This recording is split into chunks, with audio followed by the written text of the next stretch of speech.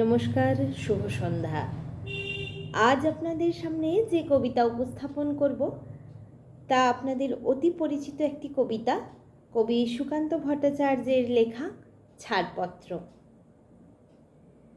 যে শিশু ভূমিষ্ঠ হলো আজ রাত্রে, তার মুখে খবর পেলুম সে পেয়েছে ছাড়পত্র এক।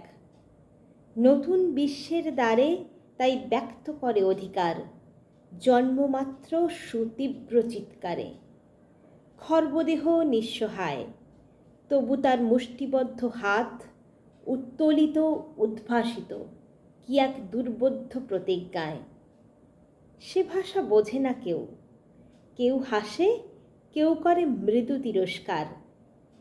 আমি কিন্তু মনে মনে বুঝেছি সে ভাষা।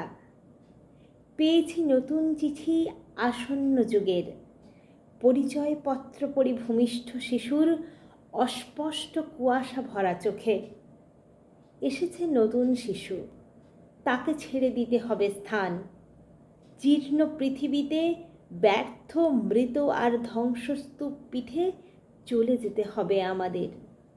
চলে যাব, তবু আজ যতক্ষণ দেহে আছে প্রাণ, প্রাণপণে পৃথিবীর সরাব জঞ্জাল। এ বিশ্বকে এ শিশুর বাসযোগ্য করে যাব আমি। নবজাতকের কাছে এ আমার দৃঢ় অঙ্গীকার। অবশেষে সব কাজ সেরে আমার দেহের রক্তে নতুন শিশুকে করে যাব আশীর্বাদ। তারপর হব ইতিহাস।